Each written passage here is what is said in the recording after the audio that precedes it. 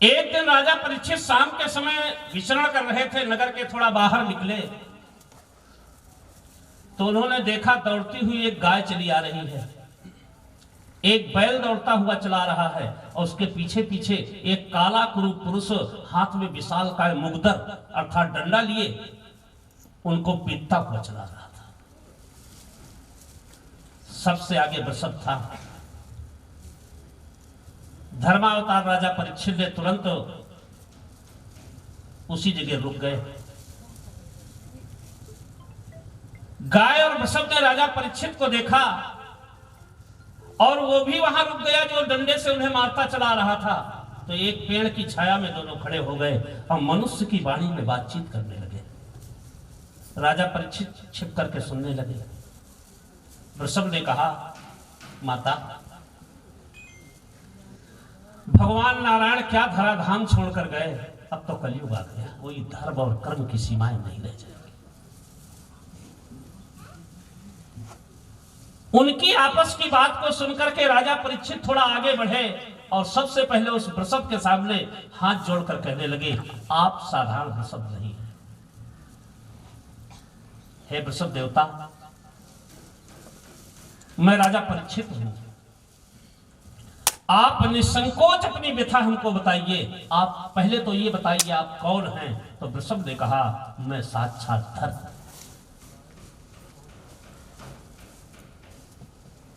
और बोले ये वसुंधरा है, पृथ्वी। राजा परीक्षित ने कहा, वो जो तीसरा काला कुरूप वहां खड़ा है वो कौन है। बोले वो कली है, कलयुग है। भगवान नारायण के धराधाम छोड़ने के बाद इनका प्रवेश हो गया है। जहां इन्होंने ये कहा, कली ने वहां सुन भी लिया, वहां से दौड़ कर आया और राजा परीक्षित के चरणों में साष्टांग लेट गया। ये प्रताप था राजा परीक्षित का। और हाथ जोड़कर खड़ा हो गया और कहने लगा, राजेंद्र,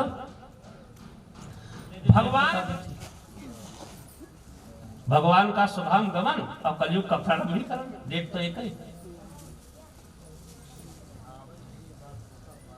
ये 4,32,000 वर्ष के लिए आया है। अभी तो पहला चरण है।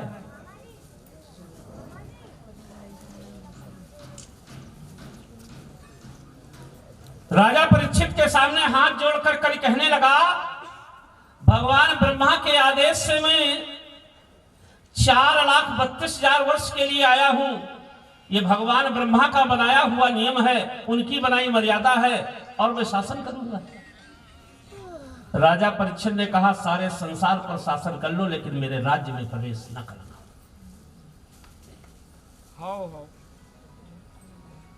वैसे भयभीत कली ने कहा, राजेंद्र, क्या आप ब्रह्मा के बनाई हुई परंपरा को भी तोड़ दोगे। तो राजा परीक्षित ने कहा, अगर तुम हमारे राज्य में रहना भी चाहते हो तो मैं कुछ स्थान बताऊंगा। राजा परीक्षित ने कहा, मैं तुम्हें 4 स्थान दे रहा हूं। हमारे राज्य में केवल इन्हीं 4 स्थानों पर तुम्हारा निवास रहेगा। द्वैत कीड़ा च मध्यपानम, हिंसा वैश्यावृतिम तथा एतानि 4 स्थान तिष्ठन्त तव कलयुग। कलयुग मैं तुम्हें 4 स्थान दे रहा हूं। नंबर 1, द्वैत कीड़ा, जहां जुआ होता। जुआ जानते हो?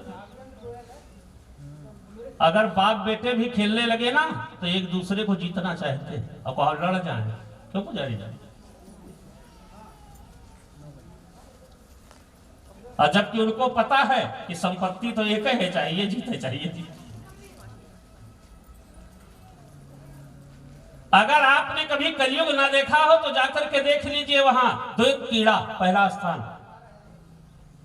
दूसरा मध्यपानम, आजकल जिसे बड़े गर्व से आप लोग कहते हैं मधुशाला, मधु माने अमृत।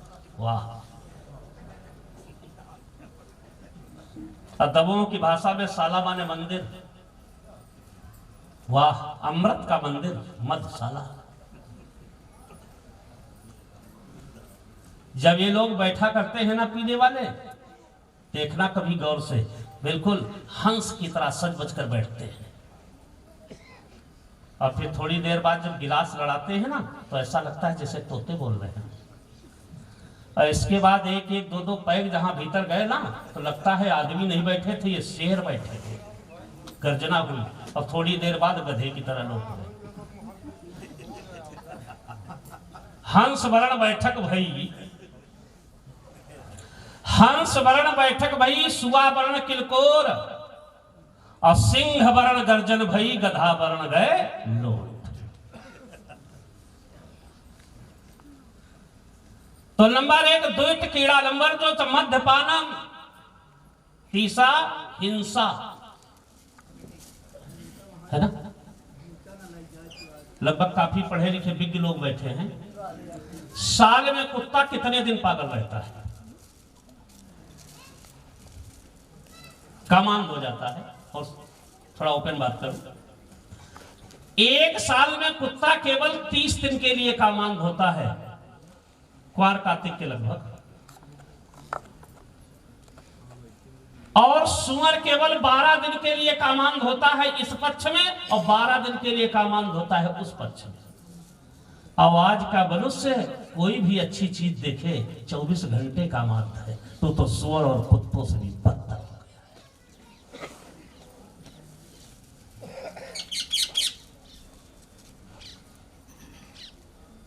हाँ, 4 लोग जरूर मनुष्य की तारीफ किया करते हैं। कभी कभी कुत्ते तारीफ करते हैं मनुष्यों की।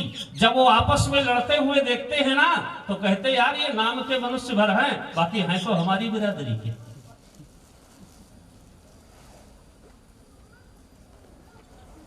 कभी कभी ऊंट भी मनुष्य को देख करके तारीफ करने लगता है, कहने लगता है ये कहने भर के लिए मनुष्य हैं। गर्भेश तुंगा, देखो तो इनकी गर्दन किसी संत महात्मा के सामने झुकती ही नहीं है, तो हम में और इनमें अंतर क्या है। कभी कभी सुअर कहने लगता है जैसे हमारे सामने जो कुछ पड़ जाए उसी को हम निपटा देते हैं। आज का मनुष्य भी यही सोचता है कहां से मिले, कैसे मिले, क्या पा जाऊं, तो हम में और इनमें अंतर क्या है। और कभी कभी बेचारा गधा कहने लगता है हमारी और इनकी एक ही दशा है। हमने भी खूब जीवन भर बोझ ढोया, बड़ा परिश्रम किया, लेकिन हमारा मालिक जब भी प्रसन्न हो चाहे नाराज, कभी उसने पारिश्रमिक या प्रमाण पत्र नहीं दिया। जब देता था तो 4 डंडे देता था। आज हमारी आपकी स्थिति क्या है? कहां से मिल जाए संतानों के लिए इकट्ठा करके रख दे, कहां से मिल जाए परिवार वालों के लिए ये कर दे, ये कर दे, ये कर दे। और जिस दिन आप किसी लायक नहीं रह जाते हो ना तो डंडों के अलावा कुछ भी मिलने मिलाने वाला। ये तभी तक संसार में मेवा खिलाए जा रहे, बादाम खिलाए जा रहे, जब तक पेंशन मिल रही है। अभी मैं देखता हूं समाज में एक माता पिता, 2 लोग हुए ना, माता पिता अपने 4, 6, 8 संतानों को पाल पोस कर बड़ा कर देती है। स्वयं अपने लिए विचार ना करके अपनी संतानों की कामनाओं की पूर्ति करते करते संपूर्ण जीवन दांव पर लगा देता है। और वृद्धावस्था की उम्र में वो 4, 6, 8 संतानें मिलकर माँ बाप को 2 टाइम की रोटी नहीं दे पाते।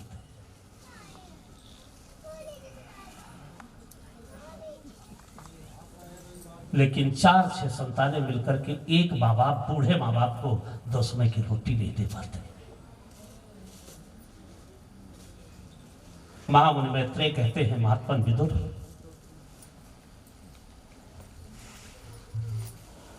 धर्मावतार राजा परीक्षित ने जाकर के जिस समय बात किया कलयुग से,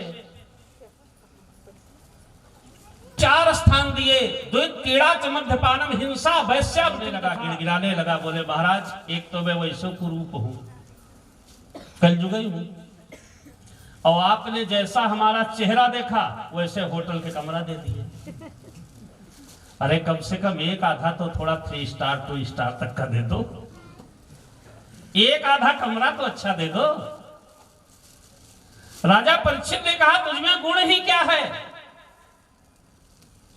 जो मैं तुझे अपने राज्य में अच्छा स्थान दे दूं। तो कलयुग ने कहा एक गुण मुझ में है जो गुण न त्रेता में है, न सतयुग में है, न द्वापर में है। राजा परीक्षित ने कहा कौन सा गुण है तुम में? तो कलयुग ने कहा सुनो महाराज, जो काम सतयुग में सत्य करने से होता था, जो काम त्रेता में धर्म करने से होता था, जो काम द्वापर में यज्ञ करने से होता था, वो सारे के सारे काम कलयुग में केवल भगवान नाम का लेने मात्र से हो जाता है। कलयुग समयुग आन नहीं जो नर कर विश्वास, और गाय राम गुण गण विमल भव तर बिना ही प्रयास। राजा परीक्षित ने कहा इतनी बड़ी विशेषता तुम्हारे अंदर, जो फल सत्य बोलने से हो, जो फल यज्ञ करने से हो, जो फल दान करने से हो, तप करने से हो, वो फल केवल परमात्मा का नाम लेने से। बोले हाँ महाराज ये मुझमें गुण है। तो उन्होंने कहा अब मैं नहीं दे रहा, तू ही अपने मन का मांग ले।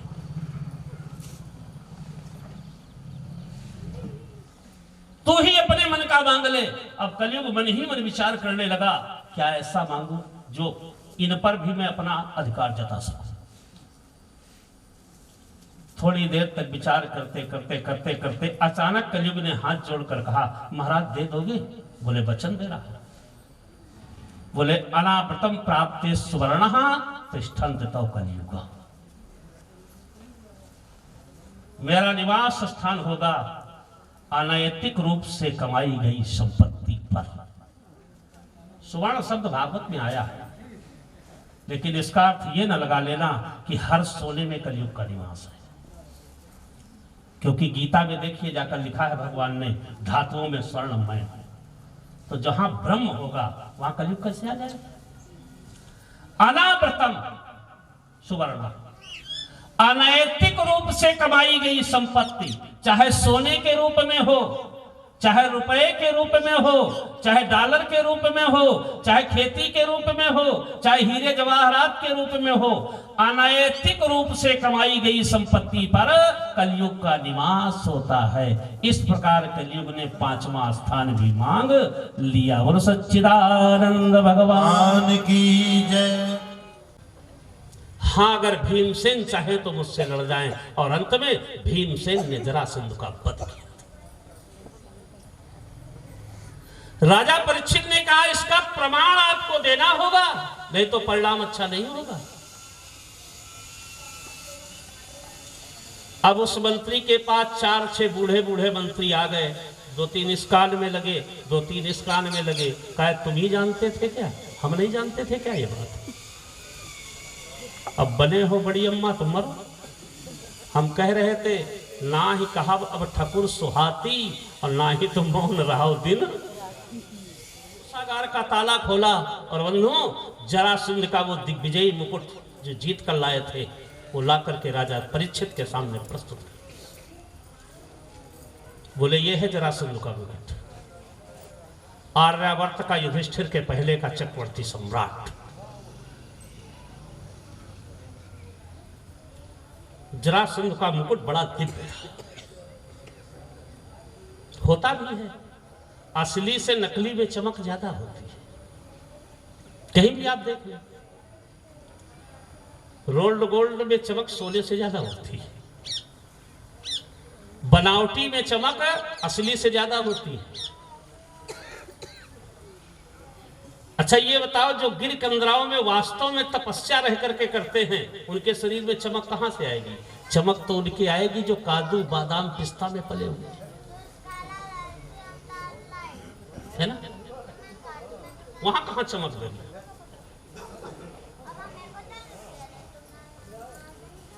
जिस समय जरासंध के मुकुट को देखा, मंत्रियों ने तुरंत स्वर्णकार को बुलाकर के उस मुकुट की सफाई कराई। हीरे जवाहरात पन्ने उस पर जड़े हुए थे। चमचमाते हुए मुकुट को लाकर के जिस समय स्वर्ण थाल में प्रस्तुत किया गया, राजा परीक्षित देखा। बोले आप लोग यहां से चले जाइए, मुझे एकांत चाहिए। और बंधुओं उस मुकुट पर इतना लोभ गए,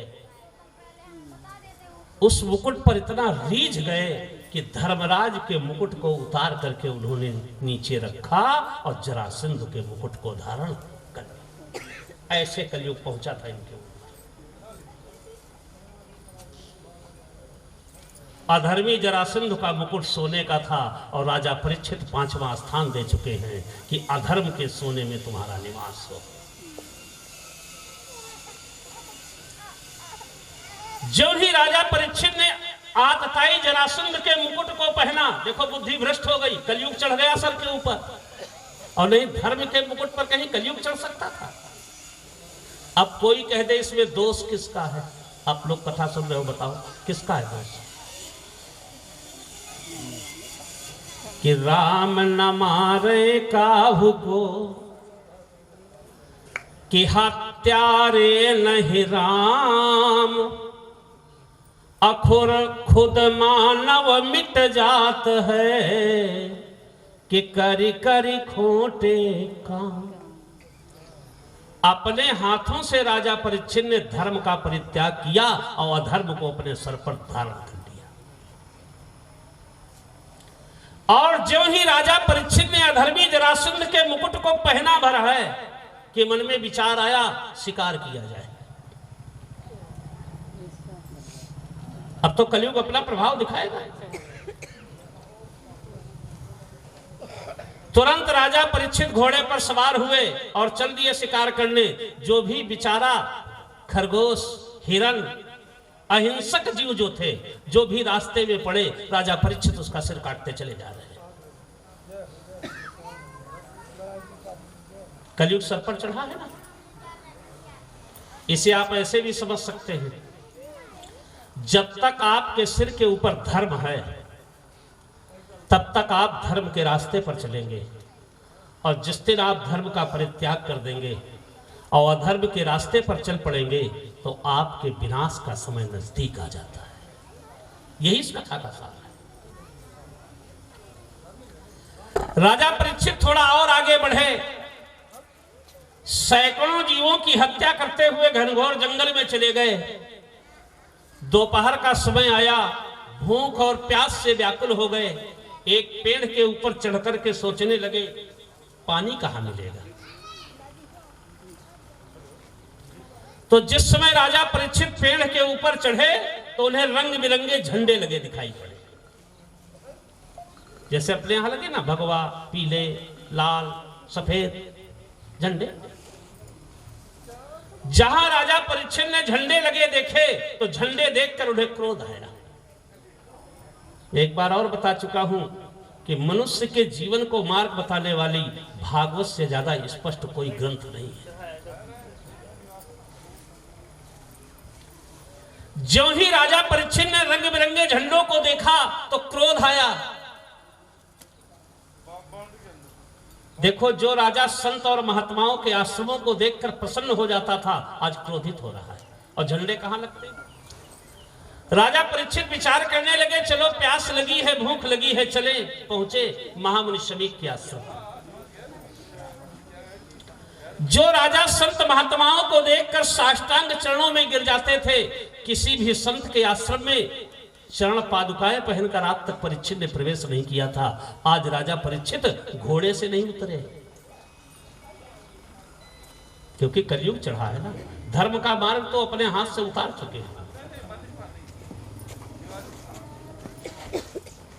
राजा परीक्षित घोड़े पर सवार ही महामुनि शमीक के आश्रम में पहुंच गए और एक कुटिया में झांक कर देखा। घोड़े पर चढ़े चढ़े जहां देखा महामुनि शमीक ऐसे योग निद्रा में बैठे थे। कहने लगे, ढोंगियों, चौपट तो कर दिया संसार को। अब इससे ज्यादा स्पष्ट और क्या समझा दिया जाए। बंधुओं, जब तक धर्म का ताज आपके शीश पर है तो संत संत लगेंगे, भगवान भगवान लगेगा, धर्म धर्म लगेगा। और जब आपके सिर पर अधर्म चढ़ जाए तो पहचान मैं बताए दे रहा हूं। जब आपको भगवान के झंडे देखकर क्रोध आने लगे, संत महात्मा तुमको ढोंगी लगने लगे, हरि कथा तुम्हें बकवास लगने लगे, तो समझ जाना तुम्हारे जीवन में अधर्म प्रवेश कर चुका है और तुम्हारे मिटने का समय नजदीक। महामुनि शमीक नेत्र बंद किए बैठे थे। अब राजा परीक्षित घोड़े से उतरे और उतर करके झांक करके देखे, बोले अच्छा ढोंग दिखा रहे हो। और क्या सुंदर वाक्य बोले।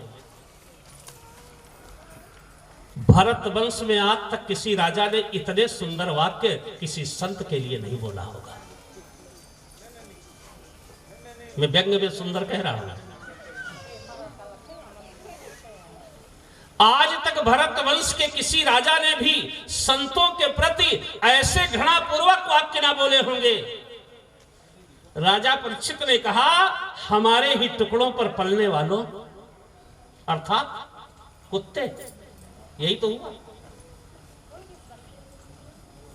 टुकड़ों पर कौन पलता है? राजा परीक्षित कह रहे हैं, हमारे ही टुकड़ों पर पलने वाले, अगर हम कभी भूखे प्यासे तुम्हारे आश्रम में आ जाएं तो मूर्खों, तुमको ये ज्ञान नहीं है कि राजा में ईश्वर का अंश होता है, उठ करके हमें प्रणाम करना चाहिए। यह है अधर्म जब सर पे चढ़ता है तो बुद्धि इतनी आगे निकल जाती है। अभी देखता हूं, ये कहकर के भागे भागे आश्रम के पास गए। एक मरा हुआ सर्प पड़ा था आश्रम के बाहर। धनुष कोठी से मरे हुए सांप को उठाया और महामुनि शमीक के गले में डाल दिया। ये मान करके डाला था कि बाबा नकली है, जब हम सांप डालेंगे तो बाबा भगेगा, लेकिन महात्मा असली था। अच्छा, संत दो धारी तलवार होता है। असली को नकली समझो तो आफत, और नकली को असली समझो तो भी आफत।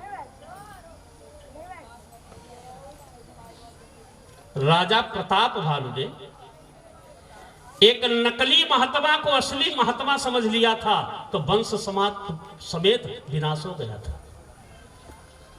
और राजा सगर के 60,000 लड़कों ने एक इस असली महात्मा भगवान कपिल को नकली मान लिया था तो भी संपूर्ण परिवार का विनाश हो गया था। ये दो धारी तलवार हैं, नकली को असली मानो तो खतरनाक और असली को नकली मानो तो खतरनाक। तो हम तो बीच का रास्ता यही निकाले हैं, जैसे होगे आप अपने लिए होगे, हम तो तुम्हारे भेष को प्रणाम कर रहे हैं। अच्छा, मिर्च वो खाएंगे तो कड़ू तुमको लगेगा क्या? किसे लगेगा? जो खाएगा। रसगुल्ला तुम खाओगे तो मीठा किसे लगेगा? आपको। हम व्यर्थ में क्यों टेंशन लें कि तुम मिर्चा खाने वाले हो कि रसगुल्ला खाने वाले? हम तो वेश को प्रणाम कर रहे हैं, तुम जो होगे अपने लिए होगे।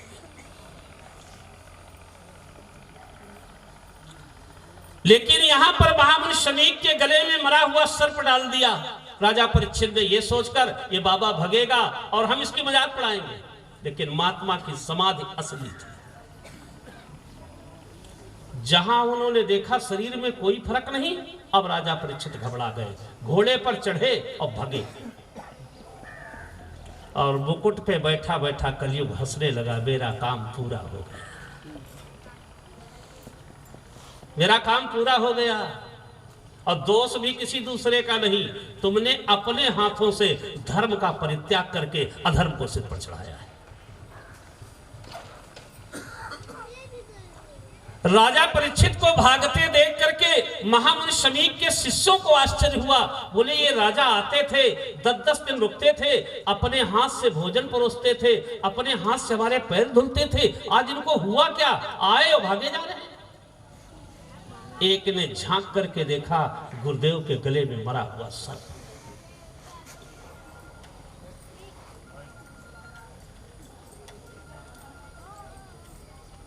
शिष्यों में क्षमता तो बहुत होती है।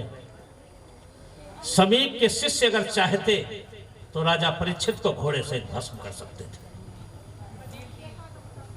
लेकिन एक ही स्थान ऐसा है, हर जगह पुत्र छोटा होता है और शिष्य बड़ा होता है। पुत्रम शतम भवेत् शिष्य। अगर गृहस्थ व्यक्ति गुरु बन जाए तो अपने पुत्र से 100 गुना ज्यादा शिष्य से प्रेम करना चाहिए।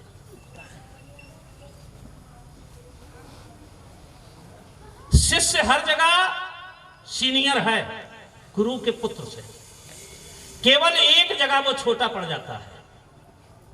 कहां? यदि तुम्हारे गुरुदेव के सम्मान पर भी बात आ जाए तो आप एक बार विचार करेंगे कि गुरुजी अगर जान जाएंगे तो क्या कहेंगे, विचार करना पड़ेगा। लेकिन कार है अगर उसके पिता के सम्मान पर बात आती है तो वो बिना पूछे निर्णय ले सकता है। और यही हुआ। 7 वर्ष के महामुनि शमीक के बेटे ऋषि श्रृंग बालकों के साथ क्रीड़ा कर रहे थे। वहां जाकर के किसी ने कहा, आपके पिता के गले में मरा हुआ सर्प किसी ने डाल दिया है। ये सुनते ही 7 वर्ष के ऋषि श्रृंग को क्रोध आ गया। जब मैं पहले कथा सुना करता था शास्त्री जी, जब मैं पहले कथा लोगों के द्वारा सुना करता था तो मैंने विद्वानों से यही सुना है कि संत को कभी क्रोध नहीं आना चाहिए, क्रोध नहीं करना चाहिए। लेकिन 36 वर्ष कथा कहने के बाद मेरा व्यक्तिगत अनुभव है, संत असली वही है जिसका क्रोध आभूषण, नहीं तो यह समाज उसे जीना हराम कर देगी।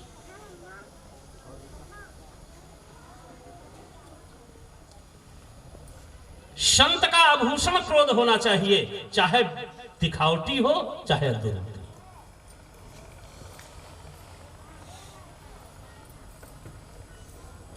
और वैसे भी सामान्य व्यक्ति अगर क्रोध करता है तो अहित होता है, जरा ध्यान से समझना।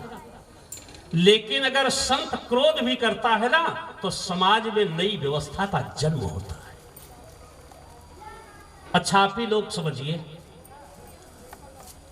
अगर सनकाद ऋषियों ने क्रोध में आकर के जय विजय को 3 जन्म तक राक्षस होने का श्राप न देते तो क्या राम का जन्म, क्या कृष्ण का जन्म इस धरती पर होता?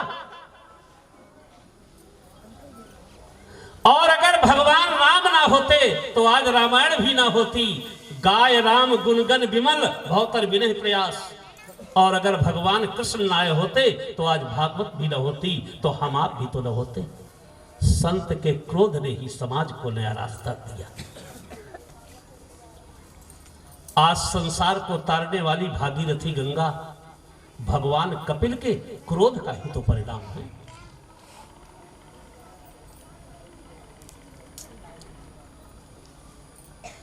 सामान्य व्यक्ति को क्रोध नहीं करना चाहिए, उसका क्रोध घातक होता है। लेकिन संत का क्रोध भी समाज में नया निर्माण बस देता है। 7 वर्ष के ऋषि श्रृंग को क्रोध आ गया। वहां से कांपते हुए दौड़कर आए और जिस समय पिता के गले में मरा हुआ सर्प देखा तो तुरंत कमंडल का जल हाथ में ऐसे लिया और श्राप दिया। श्राप देने का भी एक तरीका होता है, आप लोग भी सीख लो। जैसे कभी गुस्सा आ जाए, मान लो श्राप ही देने का मन बन जाए तो तरीका हम सब बता देंगे भागवत घर में। पहले ये प्रैक्टिकल कर लेना कि तुम्हारे पास है कि देने जा रहे हो। आप किसी भी व्यक्ति को तब दे सकते हैं जब आपके पास होगा। समझ में आ रही मेरी बात? अगर आपके पास तपस्या की पूंजी है, आपके पास ज्ञान की पूंजी है, तो ही तो आप दूसरे को दे सकते हैं। और जब है ही नहीं तो क्या दे दोगे?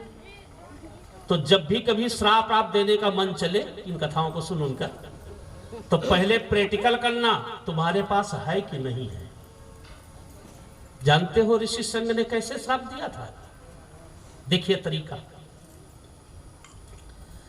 कौशिकी नदी का जल जो कमंडल में भरा हुआ था, उस कमंडल के जल को ऐसे हाथ में लिया और कहने लगे, हे पिता, यदि मैंने मन, वाणी और कर्म से परमात्मा की आराधना की है तो मेरे पिता के गले में पड़ा हुआ मरा सांप जीवित हो जाए। पहले प्रैक्टिकल कर लो तब श्राप दो। ऐसे नहीं कि जुट्ठू मुट्ठू दे दिया श्राप और घर में कुछ है नहीं और हंसी के पात्र और बन जाओगे। अभी श्राप नहीं दिया, पहले श्राप का प्रैक्टिकल। ये कहकर के जहां उन्होंने कमंडल का जल हाथ में लेकर के जमीन पर फेंका, बंधुओं वो मरा हुआ सर्प जीवित हो गया और वहां से चल दिया। अब ऋषि श्रृंग ने जान लिया कि हमारे अंदर वो पावर है। अब देख, तो जैसे भरत वंश में राजा परीक्षित ने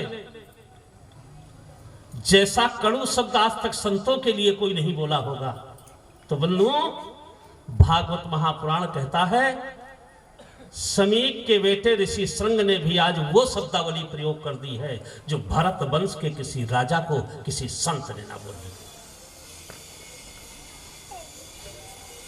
तुरंत ऋषि श्रृंग ने कमंडल का जल हाथ में लिया और कहने लगे इति लंघति मर्यादा कुलांगारो परीक्षिता। अरे कुल के कलंक राजा परीक्षित, तूने मर्यादा का उल्लंघन किया है। आज के 7 दिन बाद यही सर्प तक्षक के डसने से तेरी मृत्यु। कुल कलंक कह दिया। बंधुओं विचार करिए, जिसके बाबा के पैरों के पास बैठकर त्रिलोकीनाथ ने रथ आंका हो अर्जुन, जिसके बाबा के पैरों के पास बैठकर त्रिलोकीनाथ ने रथ आंका हो, सारथी बने हो, जिसके पिता अभिमन्यु को स्वयं दीक्षा देकर के भगवान कृष्ण ने अपना शिष्य वर्ण किया हो, भगवान का सगा भांजा हो। अरे और तो छोड़ो, गर्भ में अश्वत्थामा के चलाए हुए ब्रह्मास्त्र से बचाने के लिए जिसके लिए भगवान उत्तरा के गर्भ में प्रवेश करके सुदर्शन चक्र से उसकी रक्षा किया, क्या वो राजा परीक्षित कुल कलंक हो सकता है? हमारे मनुष्यों ने कहा निश्चित हो सकता है। चाहे इसको और ऐसे सरलता से समझ लो, अज्ञानी प्रवृत्ति का व्यक्ति हो, अधर्म के रास्ते पर चलने वाला व्यक्ति हो, अनैतिक मार्ग से भटका हुआ व्यक्ति हो, अब वो अगर संत का अपमान कर जाए तो क्षम्य हो सकता है। लेकिन आज कौन अपराध कर रहा है? इसी बात को दूसरे तरीके से देख लो। कोई गिलास आधा देखता है, कोई गिलास आधा खाली देखता है, कोई आधा भरा देखता है। तर्क क्या है मनुष्यों का?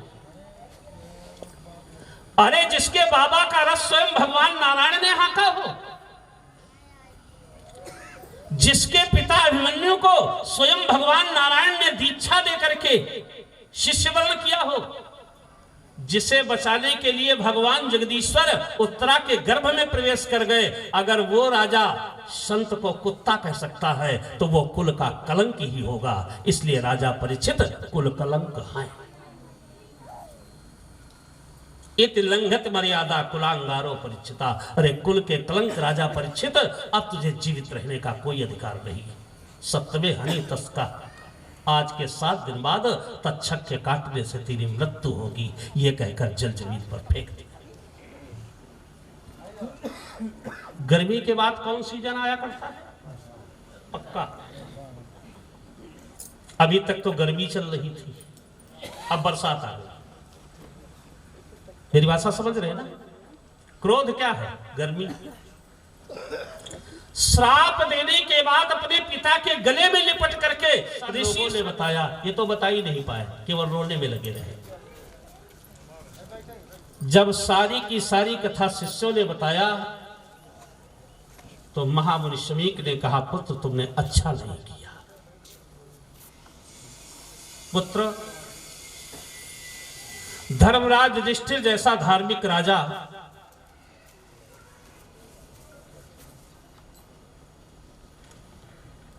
धर्म के मार्ग पर चलने वाला धर्मराज युधिष्ठिर के मुंह महामुनि शमीक ने कहा, यह सामर्थ्य तो भगवान में भी नहीं है। दोई की वाणी तो भगवान भी नहीं काट पाता है, एक यति की और दूसरी सती की। अब जैसे किसी से कह दिया जाए आप भी यति के मार्ग पर चलिए, यानी सत्य के मार्ग पर चलिए, आप भी सती बन जाइए। तो आदमी कह सकते हैं गुरुजी हम थोड़ा गरीब आदमी हैं, नहीं तो हम जरूर यति और सती हो जाते, क्योंकि चरित्र भी दुकान में मिलता है ना, तो महंगा होगा, खरीद नहीं पाए होगे। अरे ये सब तुम्हारे पास स्वतः परमात्मा ने दे रखा है, केवल इसका पालन आपको करना है।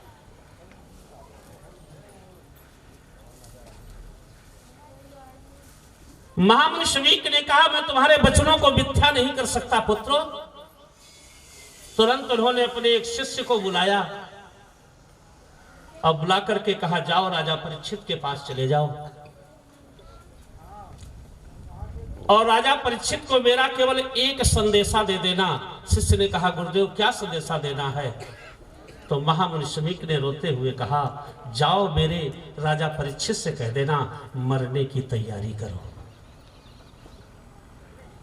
इसीलिए मैंने पहले दिन आपको नहीं बताई ये बात। भागवत माने मरने की तैयारी करना। अब भागवत सुनाएंगे ना। महामुनि शमीक ने कहा जाओ राजा परीक्षित से कह देना मरने की तैयारी करो। अच्छा आप लोग सोच रहे होंगे मरने में भी तैयारी लगती है क्या? अच्छा ठीक है आप ही बताइए कल कौन दिन था? कल शनिवार। कल कौन दिन आएगा? सोमवार। तो बुद्धिमान व्यक्ति को किस कल की तैयारी करनी चाहिए? दिन की कि बीते हुए दिन की? आने वाले। तो हमारे आपके जीवन में दो ही तो कल हैं, जिंदगी और मौत। अरे जिंदगी तो मिल ही चुकी है, मरने की तैयारी करो। जिंदगी तो मिल ही चुकी है। अब शनिवार की तरफ क्या देख रहे हो? अब सोमवार की ओर देखो, मरने की तैयारी करो। और जो लोग वास्तव में मरने की तैयारी करने लगते हैं वो संसार में कभी मरते नहीं, वो अमर हो जाते हैं। क्या राजा परीक्षित मरे? आज परीक्षित तो चल रहा है। पहले एक परीक्षित था, आज जितनी भी दुनिया में भागवत हो रही होंगी ना, उसके श्रोता को जब तक हवन ना हो जाए तब तक उसका नाम परीक्षित ही रहता है। आज करोड़ों परीक्षित जीवित हैं, पहले एक परीक्षित। देखो मरने की तैयारी करने वाला अमरता को प्राप्त हो गया। महामुनि शमीक ने कहा जाओ पुत्र शरद्वाल, जाकर के राजा परीक्षित से कह देना मरने की तैयारी करो। जो आज्ञा कहकर के ऋषि वहां से चल दिए। बोलो सच्चिदानंद भगवान की जय। कि मेरी भी टेर सुन लो धनवान के धनैया, मेरी भी टेर सुन लो धनवान ओ कन्हैया, मेरी भी टेर सुन लो धनवान के धनैया, मेरी भी टेर सुन लो धनवान के धनैया। सब भार मेरा हर लो भूभार के धनैया, भार मेरा हर लो भूभार के धनैया, मेरी भी टेर सुन लो धनवान के धनैया, मेरी भी सुन लो धनवान के धनैया। सिर भार उठ रहे हैं प्रतिकूलता के कारण, भार उठ रहे हैं प्रतिकूलता के कारण, सिर भार उठ रहे राघव मझधार में नैया, तुम ही संभालो राघव मझधार में नैया, तुम ही संभालो राघव मझधार में नैया, तुम ही संभालो माधव मझधार में नैया, तुम ही संभालो राघव मझधार में। मेरी पुकार सुन लो धनवान के धनैया, मेरी पुकार सुन लो धनवान के धनैया, मेरी भी टेर सुन लो धनवान के धनैया, धनवान के। राजा परीक्षित को संदेशा देना चाहा। उधर जिस समय राजा परीक्षित ने उस मुकुट को उतारा है तो उन्हें सपना जैसा लगा। ये क्या हुआ? अरे मुझ छत्र बंधु के द्वारा इतना बड़ा अपराध।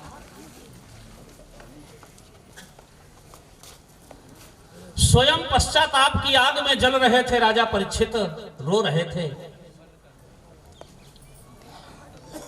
कि जिस भरत वंश ने सदैव ऋषियों के ही प्रताप से, धर्मराज युधिष्ठिर ने तो राज तिलक तक कर दिया था तुम्हारा, तब हिमालय गए थे। लेकिन राजा परीक्षित ने तो ये भी नहीं पूछा मेरा पुत्र जन्मेजय कहाँ है, वो राज्य देखेगा कि नहीं देखेगा। केवल मुखारबिंद से एक शब्द निकला है, जो आज्ञा। और उठ करके खड़े हुए, वस्त्र और आभूषण उतारने लगे। जो वस्त्र आभूषण जहां उतर जाता था वहीं फेंक देते थे और चल दिए। पीछे पीछे मंत्री और सामंत जा रहे हैं, पीछे पीछे सैनिक लोग जा रहे हैं। राजा की सुरक्षा व्यवस्था जा रही है। राजा किसी की तरफ नहीं देख रहे हैं, सीधे उत्तर दिशा की ओर चल रहे हैं। थोड़ा आगे चलने के बाद जब सारे के सारे वस्त्र उतर गए, मात्र एक लंगोट मात्र रह गया शरीर में, तो एक अचला जो उतार कर फेंक दिया था उन्होंने अंगोछा, उस अचला को लपेट लिया और चल दिए राजा परीक्षित। और धीरे धीरे चलते चलते उसी पावनपुरी स्थान पर पहुंच गए जो आज भागवत की जन्मभूमि कही जाती है। भारत देश के उत्तर प्रदेश के मुजफ्फरनगर जिले का एक कस्बा सुखतार। आज भी बंधुओं बरगद का वृक्ष ज्यों का त्यों खड़ा है, जिसके नीचे आज के 5126 वर्ष पहले परमहंस श्री सुखदेव जी ने राजा परीक्षित को भागवत सुनाई थी। एक भी पत्ता आज तक पीला होकर उस बरगद के पेड़ से नहीं गिरा, कभी पतझड़ नहीं हुआ। मेरे कहने का आशय ये नहीं कि वो पत्ते 5000 वर्ष पुराने हैं, 2-4 पत्ते रोज हरे ही गिर जाते हैं, फिर नए निकलने लगते हैं। आज वो विशाल काय वट वृक्ष आज भी परमहंस श्री सुखदेव जी की गाथा को गा रहा। राजा जाकर के वहां पर बैठ गए। बातचीत सामने वाले ना करें, तुम लोग खड़े होकर बात कर रहे हो, ना कथा सुनना हो जाके सो जाओ। कुछ लोग तो इसलिए आ जाते हैं कि चलो उनका बुलवा निमंत्रण आया था तो कथा में चले चले। अतः प्रच्छा विश्व सिद्धि योग नाम परमं गुरु म्रियमाणे सुकर्तव्यम राज्ञा पापो स्वरूपिणो। राजा परीक्षित का पहला प्रश्न है मरण धर्मा प्राणी को क्या करना चाहिए, और दूसरा प्रश्न है मुझ जैसे पापी अधर्मी राजा का उद्धार कैसे होगा। तीसरा कोई प्रश्न नहीं। जो भी आए चरणों में गिर करके रोते हुए यही कहते थे म्रियमाणे सुकर्तव्यम, मरण धर्मा प्राणी का कर्तव्य क्या है। अब मरण धर्मा माने जिनको एक ना एक दिन मरना है। अच्छा, इसमें कौन बैठा है जिसको कभी नहीं मरना। तो राजा परीक्षित का पहला प्रश्न अपने लिए नहीं है बंधुओं, तुम्हारे सबके लिए था। म्रियमाणे सुकर्तव्य, मरण धर्मा प्राणी का कर्तव्य क्या है।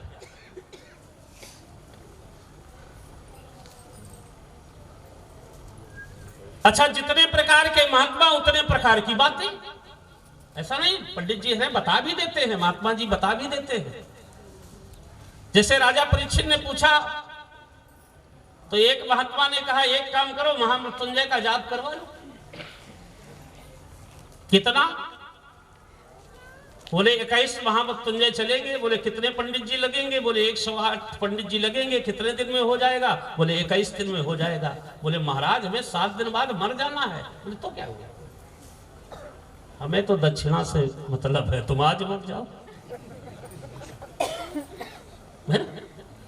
हर प्रकार के लोग होते हैं ना, क्यों शास्त्री जी? हर प्रकार के लोग होते हैं। मान लो थोड़ी देर बाद दूसरे महात्मा जी पहुंच गए, पंडित जी पहुंच गए, ज्ञानी पहुंच गए, विद्वान पहुंच गए। उन्होंने फिर जाकर के चरणों में गिर गए और उन्होंने महाराज मेरे बाड़े से कर्तव्यम, मुझ मरण धर्मा का कर्तव्य क्या है। बोले लक्ष्य चंडी करवाओ। बोले कितने दिन में हो जाएगा? बोले 16 दिन में हो जाएगा। बोले महाराज हमें 8 दिन बाद मर जाना है। बोले तो क्या हुआ, संकल्प लो, है ना। अलग अलग तरीके के होते हैं। जो भी महात्मा आता है राजा परीक्षित चरणों में गिर करके यही प्रश्न करते हैं, मरण धर्मा प्राणी का कर्तव्य क्या है। बंधुओं, अचानक एक महात्मा जी से उन्होंने पूछा और उस महात्मा ने जो उत्तर दे दिया वही शायद इस भागवत के प्रकट होने का कारण बन गई। पता नहीं कौन से गुण पर दया ने रीत जाती। एक महापुरुष का आगमन हुआ, महामुनि जैमिनी।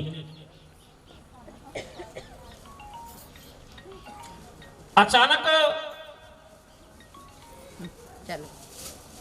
राजा परीक्षित ने जाकर के चरणों में प्रणाम किया और प्रणाम करके कहा, बैठ जाया करिए, वहीं पीछे बैठ जाओ करो, पैसे से न चढ़ाया करो, पहले पीछे बैठ के कथा सुना करो, जो बाद में आया करो पीछे बैठ जाया। जिस समय महात्मा जी ने कहा मेरा बेटा होता तो बता देता, ये शब्द कृष्णद्वैपायन वेदव्यास के कान में पड़ गया। जैसे एक जगह 4-6 बुजुर्ग बैठे थे और उन बुजुर्गों में एक का लड़का बाबूजी था। बाबू किसी कार्यालय में होगा लिपिक बाबू। तो जो 8-10 बुढ़े बैठे थे ना, वो बार बार अपने लड़के की तारीफ करता था, मेरा लड़का बाबू है, मेरा लड़का बड़ा बाबू है, डीएम कार्यालय में बैठता है, बड़ी तारीफ कर रहा था।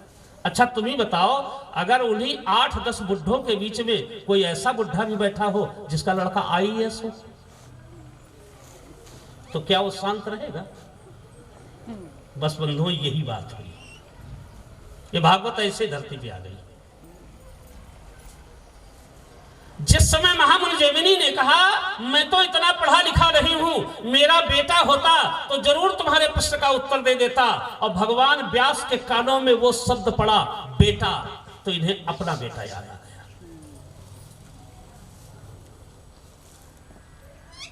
और जहां इन्हें अपना बेटा याद आया तो जोश में होश नहीं रहता ना, जमीन पर ऐसे हाथ गया और मुखार बिंद से शब्द निकल गए, यम प्रव्रजन्तु मनुपेतमुपेत कृत्यम द्वैपायनो विरह कातरया जुहाव। अचानक उन्हें अपना बेटा याद आया, और क्या याद आया कि पुत्र मुझे अच्छी तरह याद है, जन्म लेते हुए तुमने नारा उठाकर तपस्या करने को चल दिया था, मैं रोते रोते आपके पीछे दौड़ा भी था, लेकिन तुम नहीं रुके थे पुत्र। आज मेरे सामने लोग अपने अपने बेटे की तारीफ कर रहे हैं। भगवान व्यास जी ने कहा पुत्र, यदि धरती पे कहीं भी जीवित हो तो तुम्हें मेरी सौगंध है, तत्काल यहां आ जाओ। आज मैं भी समाज को दिखा दूं कि मेरे भी बेटा है। और थे कहां परमहंस श्री सुखदेव जी? वृंदावन में माता राधिका की गोद में बैठ करके वेद और शास्त्र पुराणों का पाठ कर रहे थे। 16 वर्ष की उम्र है, पूर्ण दिगंबर है, जनेऊ भी नहीं, लंगोटी तो बहुत बड़ी बात है। दिगंबरम चा विकीर्ण केशा, 16 साल से बालों में भी पानी नहीं छुआया गया, साबुन शैंपू नहीं लगा, दिगंबर पूर्ण रूप से दिगंबर हैं। और चमकता कैसा है मुखमंडल? द्वितीयो यु भास्कर, जैसे भगवान सूर्य चमक रहे हैं। निज लाभ तुष्ट, अपने आप में मस्त हैं। नेत्र बंद करें तो राधा कृष्ण के साथ खेल रहे हैं, और नेत्र खोले तो संसार राधा कृष्ण में दिख रहा है। माता राधिका की गोद में बैठे हुए परमहंस श्री सुखदेव जी तक को बात पहुंच गई। यह है पिता की पुकार।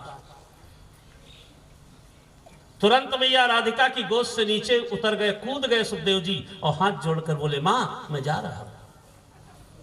राधिका ने कहा कहां जा रहे हो? बोले सुखतार, पिता ने बुलाया है। किस लिए जा रहे हो पुत्र? बोले भागवत कहने। राधिका ने कहा बेटा जाकर के भागवत में यही सुनाओगे ना कि राधिका जी कृष्ण को बहुत चाहती थी और कन्हैया जी उन्हें छोड़ करके चले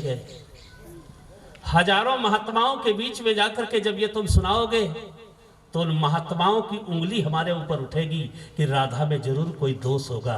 तब तो कन्हैया छोड़कर चले गए। अपने गुरु की बेइज्जती करोगे पुत्र, मैंने तुम्हें वेद और शास्त्र पढ़ाए। तो परमहंस श्री सुखदेव जी ने कहा, माँ मैं संपूर्ण भागवत कह दूंगा लेकिन आपका नाम नहीं लूंगा। पूरी भागवत में आज भी कहीं राधा शब्द नहीं लिखा, केवल महाराष्ट्र के समय रा और धा अक्षर जोड़े गए हैं। अनया आराधिको नूनम, कृष्ण का आराधन करने वाली एक गोपी, बस। परमहंस श्री सुखदेव जी ने कहा, मां मैं आपका नाम ही नहीं लूंगा। राधिका ने कहा, बेटा एक बात बताओ, मैं कौन हूं? बोले गुरु। मैंने तुम्हें क्या क्या पढ़ाया? बोले आपने मुझे 6 शास्त्र पढ़ाए, 4 वेद पुराण पढ़ाए, 18 पुराण पढ़ाए। जरा ध्यान से मेरी इस बात को आजकल के लड़के सुन ले, ना पूरी भागवत समझ में आए, यही बार आ जा समझ में आ जाए। परमहंस श्री सुखदेव जी ने कहा, मां आप मेरी गुरु हैं। राधिका जी ने कहा, अगर मैं कह दूं नहीं जाना तो? सुखदेव जी ने कहा, तो भी जाऊंगा। अब आजकल लोग गुरु बाबा के पैर दाब रहे, अब मां बाप को एक लोटा पानी नहीं दे रहे। जरा इस भागवत के वक्ता का चरित्र तो सुनो, कह क्या रहा है। माता राधिका ने कहा, अगर गुरु होने के नाते मैं आदेश कर दूं कि पुत्र तुम्हें वहां नहीं जाना है तो तुम क्या करोगे? परमहंस श्री सुखदेव जी ने कहा, तब भी जाऊंगा।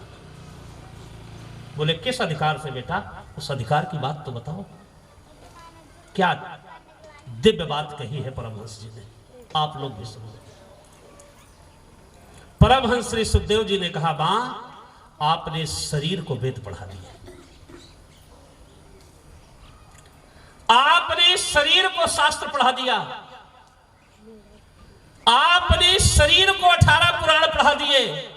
मातेश्वरी आज इस शरीर के बनाने वाले ने बुला लिया है, इसलिए ब्रह्मा विष्णु महेश का बुलावा होता तो इनकार कर देता, लेकिन आज इस शरीर के बनाने वाले ने बुलाया है, इसलिए इनकार नहीं करूंगा। ये होती है पिता की क्षमता। आवाज के अभागे मां बाप को पानी नहीं दे रहे और शंकर जी में, हनुमान जी में जाकर के मत्था रगड़ रगड़ कर मरम्मत करवाने के लिए पत्थर और तोड़ रहे हैं कि हर 2-3 साल बाद टाइल्स बदले जाए। परमहंस श्री सुखदेव से पूछो पिता क्या होता है। उन्होंने कहा, मां जिसे तुमने वेद पढ़ा दिया, जिसे तुमने शास्त्र पढ़ा दिया, जिसे तुमने पुराण पढ़ा दिया, इस शरीर को बनाया किसने है? मेरे पिता ने बनाया है। आज इस शरीर के बनाने वाले ने बुलाया है। मां यदि आज भगवान ब्रह्मा विष्णु महेश भी बुलाए होते तो इनकार कर देता, आप मेरी गुरु हैं, लेकिन मुझे मेरे पिता ने बुलाया। और ये कहकर के परमहंस श्री सुखदेव जी वहां से चल पड़े। आकाशगामी हुए कि पिता ने बुलाया है, कहीं देर ना लग जाए। आकाशगामी हुए और बंधुओं, जहां सुखताल की पावन पुनीत भूमि थी, 10-20 किलोमीटर में मेला जैसा भरा था। अचानक आकाश से जमीन में उतरे और चलने लगे। कुछ स्त्रियों ने देखा तो उनके रूप माधुर्य को देखकर कहती है, इस उम्र और इंद्रियों पर इतना बड़ा संयम। दूर से ही हाथ जोड़कर कहती हैं, बिल्कुल भगवान लगते हैं। सुखदेव जी से कोई मतलब नहीं। कुछ लड़कों ने उठाया धूरा और फेंक फेंक कर मारने के लगे उनके ऊपर। नंगा बाबा आ गया, नंगा बाबा आ गया। सुखदेव जी को कोई फर्क नहीं। निज लाभ तुष्टा। संत का मतलब ही होता है, संसार तुम्हें चाहे गालियां दे, चाहे आपका सम्मान करे, आपको तो एक स्थिति में रहना है और जन कल्याण वही कर सकता है जो पहले समता की बात करे। जरा सा 4 लोगों ने बड़ाई कर दिया, फूल गए बड़ाई में। और जरा सा किसी ने एक कड़ू शब्द बोल दिया, लो सब कुछ बिगड़ गया। एक जगह ऐसे ही संगीत का कार्यक्रम हो रहा था और जो कार्यक्रम करवा रहे थे वो बहुत अच्छे व्यक्ति और गाने वाले भी नाम नहीं लेना चाहता हूं, राष्ट्रीय स्तर के व्यक्ति थे। और गाते गाते ही मंच पे उन्होंने कहीं कह दिया चाय बना देना। मैं नाम नहीं लूंगा, राष्ट्रीय स्तर की बात बता रहा हूं। खैर 10 मिनट हो गए। अब उन्होंने किसी से कहा होगा, वो तो बैठे सुन रहे थे, जैसे तुम ही सुन रहे हो, तुमसे क्या मतलब। हो सकता जो डायरेक्ट न कहकर किसी से कहा गया वो घर जाते जाते भूल गया होगा। अब सामने माइक लगा है, संगीत छोड़कर कहने लगे, आप कितने दुष्ट प्रवृत्ति के व्यक्ति हो, अभी तक चाय नहीं मंगाई। आग लगे तुम्हारी विद्या में, किस काम की तुम्हारी विद्या। तुम उसके दरवाजे पर संगीत का कार्यक्रम करने आए हो कि उसको अपमानित करने आए हो।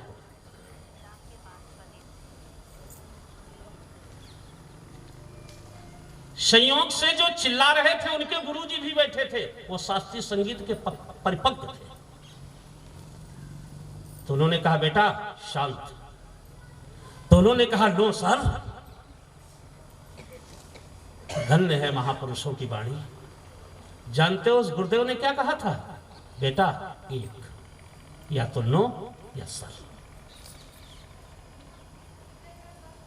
मंच से उठकर के सदैव के लिए चले गए थे।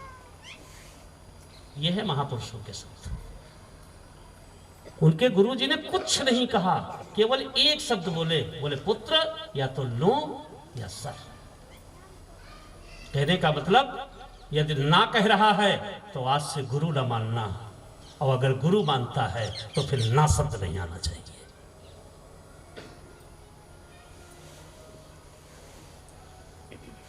महामुनि मैत्रेय कहते हैं, महात्मन विदुर,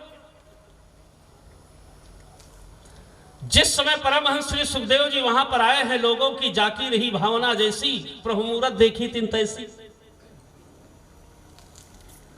अपने अपने भाव से लोग उनको देख रहे हैं। योगियों ने देखा कि योग योगेश्वर भगवान भोलेनाथ आ रहे हैं। ज्ञानियों ने देखा कि ज्ञान शिरोमणि स्वयं भगवान शंकर आ रहे हैं। महिलाओं ने देखा कि कोई दिव्य स्वरूप जितेंद्री ईश्वर के समान वाला कोई आ रहा। लड़कों ने देखा ये नागा बाबा कहां से आ गया।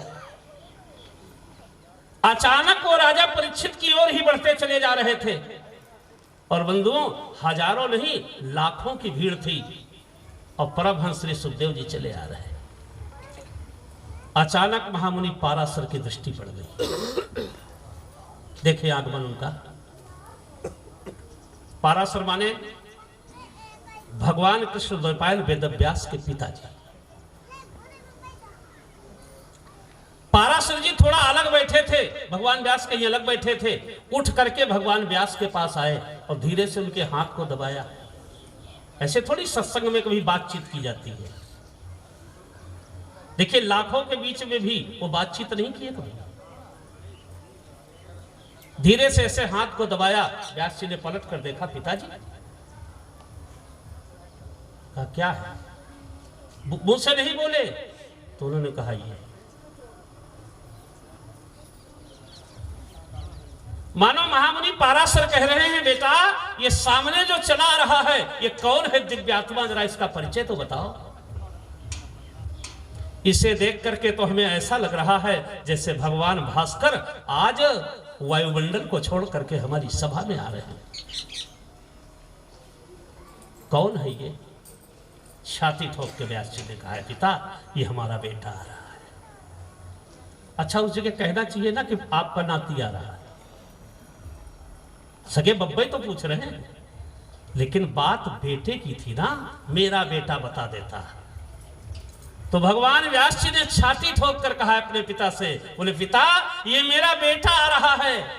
जहां इतना कहा पाराशर के नेत्रों से अश्रु गिरने लगे और कहने लगे, पुत्र आज तक दुनिया का सबसे बड़ा भाग्यवान पिता मैं अपने को मानता था, जिसने व्यास जैसे पुत्र को जन्म दिया। मेरे बेटे ने 6 शास्त्र 4 वेद 18 पुराण 24 उपपुराण 7 संहिता 108 उपनिषद और 5 वेद महाभारत की रचना किया है।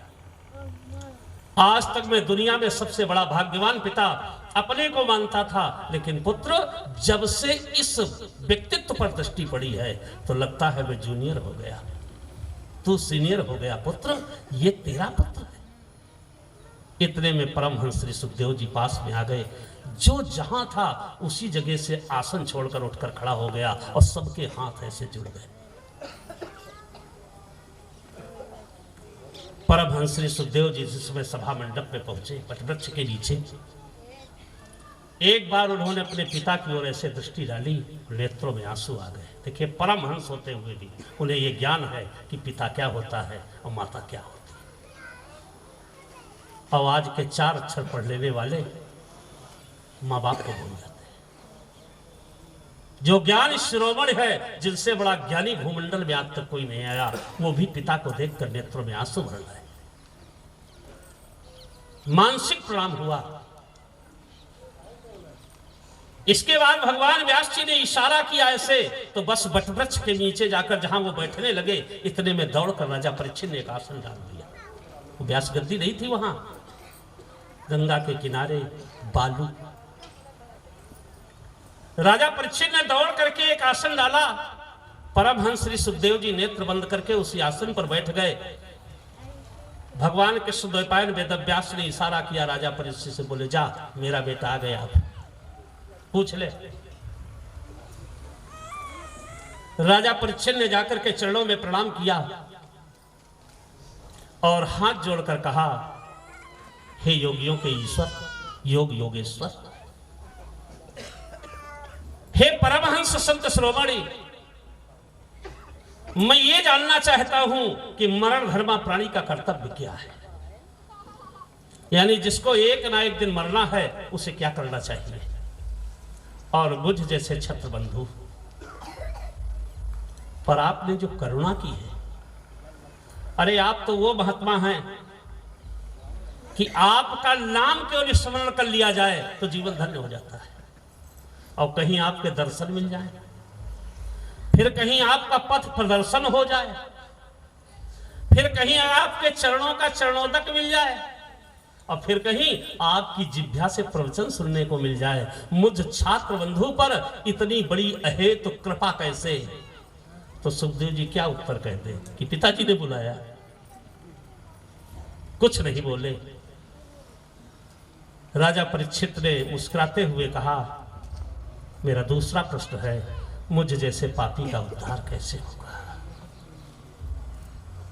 जहां चरणों में उन्होंने मस्तक रखा, परमहंस श्री सुखदेव जी का सीधा हाथ राजा परीक्षित के सर पर गया।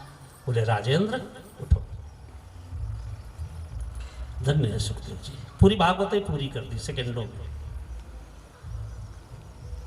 धीरे से परमहंस श्री सुखदेव जी ने राजा परीक्षित के सिर पर हाथ रखा। बोले, उठो पुत्र, तुम्हारा उद्धार तो तभी हो गया था जब मैं यहां पर आ गया था।